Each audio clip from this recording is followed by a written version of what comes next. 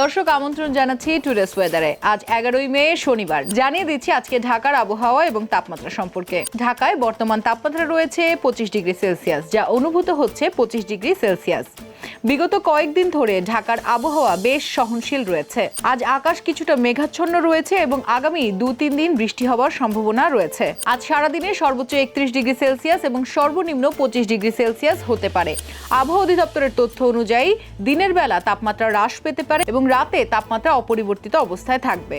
আবহাওয়া অধিদপ্তর থেকে পাওয়া তথ্য অনুযায়ী চট্টগ্রাম, ঢাকা, খুলনা এবং সিলেটের বেশ কিছু অংশে বৃষ্টি এবং বজ্রপাত হতে পারে।